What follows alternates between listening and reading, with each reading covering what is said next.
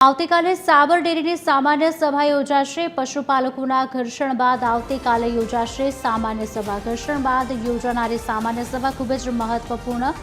સાબર ડેરીમાં ભાવફેર મામલે ઉગ્ર વિરોધ થયો હતો। સાબર ડેરીએ 395 રૂપિયા પ્રતિ કિલો ફેટ જાહેર કરાયો છે। ભાવફેર પશુપાલકો 20% ભાવફેરની માંગ કરી રહ્યા છે। સામાન્ય સભામાં સહકારી દૂધ મંડળીના ચેરમેનો ઉપસ્થિત રહેશે। સામાન્ય સભા યોજાય તે પહેલા પશુપાલક ચેતન પટેલનું નિવેદન, મહિલાઓને રાખડી લઈ સાબર ડેરી પહોંચવા ચેતન પટેલનું આહવાન, પોલીસથી ન ડરવાની ચેતન પટેલે હાકલ કરી, યોગ્ય નિર્ણય નહીં લેવાય તો વિરોધની પણ ચીમકી આપી।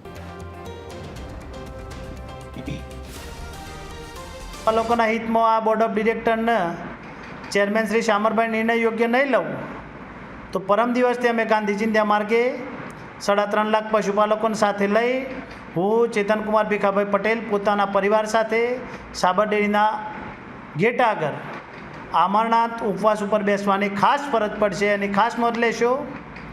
બાકી બહેનોને એક વિનંતી કે જો કાલે અનુકૂળતાનો ટાઈમ હોય તો આપ બિંદાસ ગભરાયા વગર સાબર ડેરીએ પધારો। ગાંધીજીના માર્ગે આપણા ચેરમેન ભાઈઓને જે બધા આવવાના છે એમને રાખડી બોધીએ અને કહીએ કે અમારા હિતમાં આપ નિર્ણય લ્યો।